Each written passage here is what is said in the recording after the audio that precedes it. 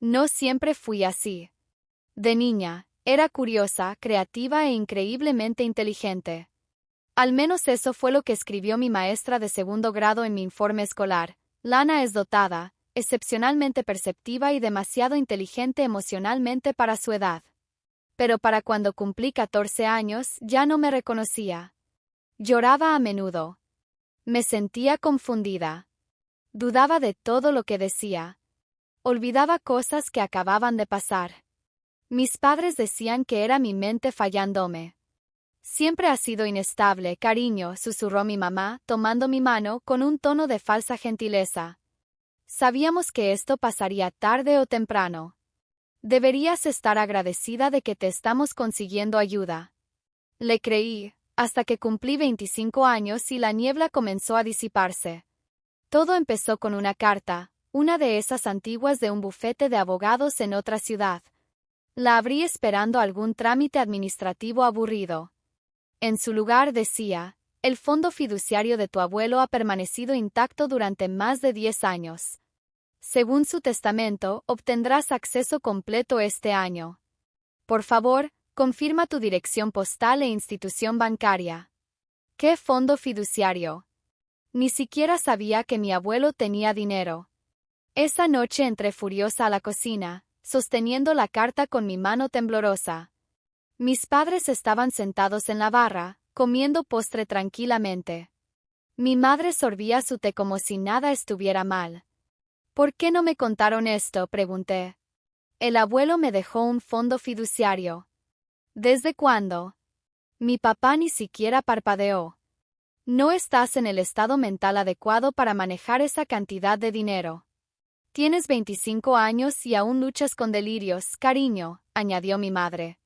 Esa terapeuta que has estado viendo, incluso ella piensa que eres inestable. Y entonces todo encajó. Durante 10 años, me habían estado diciendo que era inestable. Me llevaron con psiquiatras que yo nunca elegí. Me obligaron a tomar medicamentos que nunca quise. Me decían qué vestir, qué decir y qué olvidar. Pero cuando me comuniqué con mi terapeuta, la doctora Celia Harding, le pregunté directamente, ¿alguna vez me diagnosticó con algo? Hubo una pausa. Luego su voz, lenta y cuidadosa. Lana, fui contratada por tus padres, pero nunca te diagnosticé oficialmente. De hecho, en mis notas decía lo contrario. Ansiedad leve, probablemente situacional, no clínica. Entonces, ¿por qué siguió viéndome?, pregunté. Porque me pagaban por hacerlo, y me dijeron que si decía algo diferente sería despedida. Lo siento. Colgué. Algo dentro de mí se abrió. Y por primera vez en años no me sentí confundida. Me sentí furiosa. No solo habían mentido. Habían construido una prisión a mi alrededor. No con paredes, sino con dudas. Me habían manipulado para hacerme creer que estaba rota, solo para poder desviar un fondo fiduciario que yo no sabía que existía. Esa noche, abrí una vieja caja de zapatos donde guardaba mis diarios de la infancia. Lo que leí me heló la sangre. Mamá dijo que no le contara a nadie que estaba encerrada en mi habitación hoy. Papá dice que si no tomo las pastillas, terminaré en el hospital como la tía Clare. Ya no estoy segura si las cosas que recuerdo son reales. Me habían estado reescribiendo el cerebro desde los 13 años. Pero cometieron un error. No sabían que había empezado a recordar. Y ahora ya no era solo su hija. Era una mujer con recursos y un plan. No los confronté de inmediato. No, eso habría sido un error de principiante. La antigua yo, la que habían manipulado hasta el silencio, podría haber gritado, llorado, suplicado por la verdad. Pero esta nueva versión de mí se quedó callada. Observó y planeó. Lo primero que hice fue contactar al banco mencionado en la carta del fideicomiso. La mujer al otro lado de la línea, una gerente de sucursal de nombre Irene, confirmó todo. Mi abuelo había creado un fondo fiduciario considerable para mí antes de su muerte. Había estado bloqueado hasta mi 25 cumpleaños, a menos que se activara una cláusula de dificultad extrema. Esa cláusula ya había sido activada 10 años antes. ¿Dificultad extrema?, pregunté. Sí, dijo. Fue firmada por tus tutores legales. Presentaron una reclamación de incompetencia psicológica y los fondos ya fueron reasignados hace una década para supervisión médica y cuidado, mi cuidado. Habían robado de un fondo destinado a darme una vida y lo habían usado para mantenerme sedada y aislada en la que ellos construyeron. Ese dinero había pagado las pastillas que no necesitaba, los retiros privados que eran solo instalaciones demasiado aisladas, los terapeutas que repetían las mentiras de mis padres. Solo Celia se había atrevido a cuestionarlos y ellos habían silenciado su voz. Visité a Celia en persona al día siguiente. Quiero contratarte, dije, deslizando un anticipo a través de la mesa. No como mi terapeuta, sino como consultora. Quiero que me ayudes a documentar todo de manera ética, legal y discreta. Parpadeó y luego asintió. Los siguientes meses fueron metódicos. Solicité copias de cada documento presentado alguna vez bajo mi nombre. Contraté a un contador forense bajo un seudónimo para rastrear los retiros de fondos.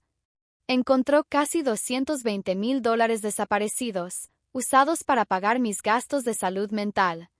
Pero había más. Mis padres habían tomado préstamos contra el fideicomiso.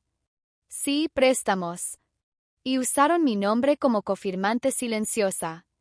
Habían registrado un negocio bajo mi número de seguro social, Clarity Wellness, Inc., una LLC que crearon para retiros de bienestar falsos. Era una empresa fantasma y yo era su falsa CEO. Había sido una paciente, un diagnóstico, una víctima. Pero ahora era una testigo y tenía poder. Inicié una investigación discreta con un abogado, alguien que había sido engañado por su propia familia, alguien que no hacía demasiadas preguntas. Juntos, comenzamos a construir un caso, no para la corte, sino para tener influencia. No estaba interesada en un largo juicio público. Quería algo más frío. Y Celia, ella dio el golpe final. Me dijo que hace 3 años había presentado un informe a una junta médica afirmando que creía que estaba siendo mal diagnosticada intencionalmente para beneficio financiero. Fue ignorada, pero aún tenía el archivo. Incluía memorandos de voz de su teléfono.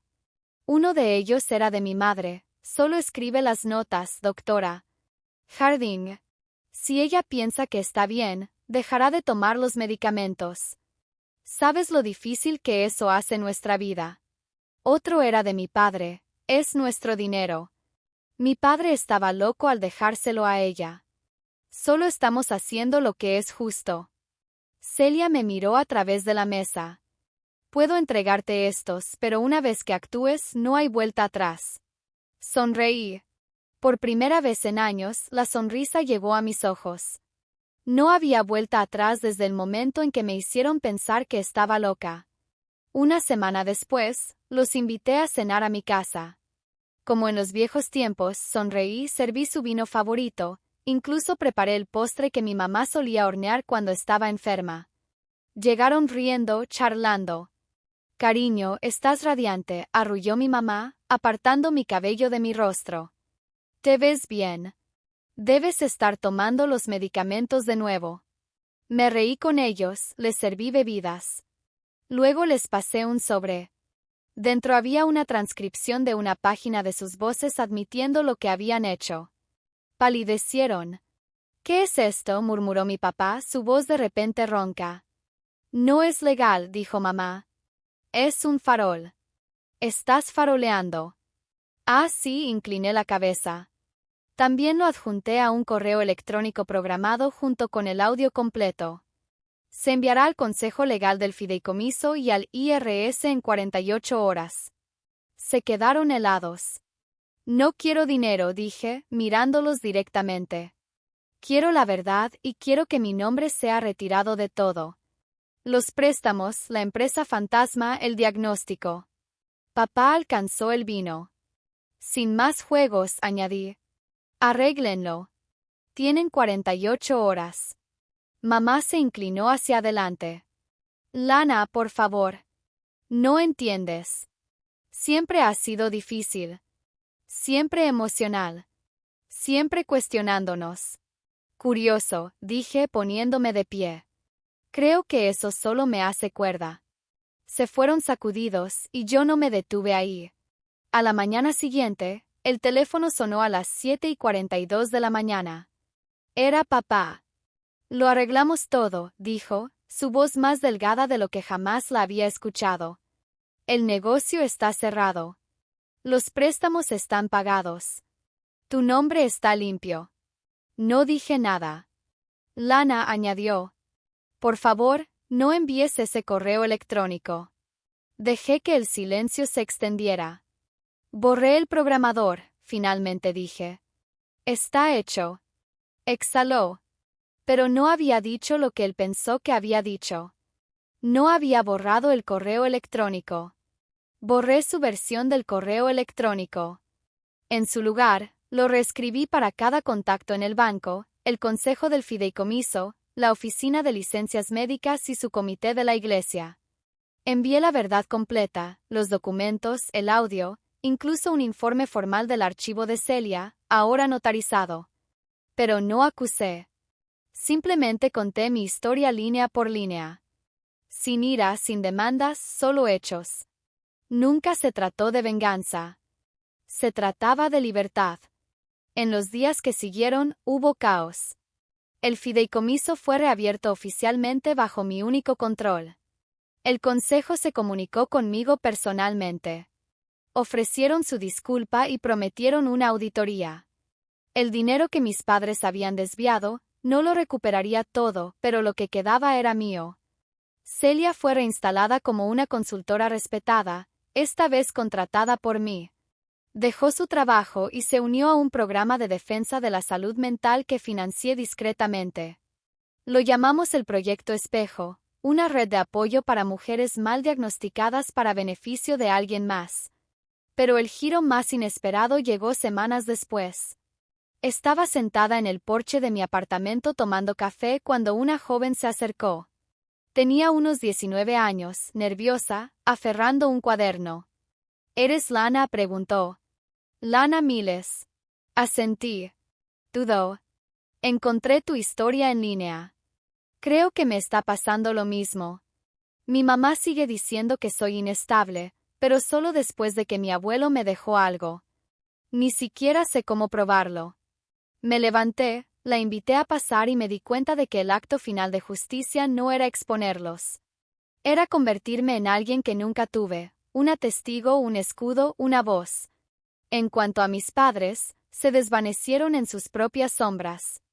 Mi padre renunció discretamente a su puesto en la junta de Clarity Wellness, culpando al estrés familiar. Mi madre publicó citas bíblicas crípticas sobre el perdón durante semanas, fingiendo que nada había pasado. Nunca se disculparon, y yo nunca se lo pedí. A veces la justicia no necesita una disculpa. Solo necesita ser vista. Hoy firmo mis propios documentos. Escribo mis propios cheques. Y cuando me miro en el espejo, ya no veo a alguien rota. Veo a alguien libre. Y la terapeuta que contrataron para controlarme, ahora trabaja para mí. Pero más que eso, ahora me cree. Y yo también.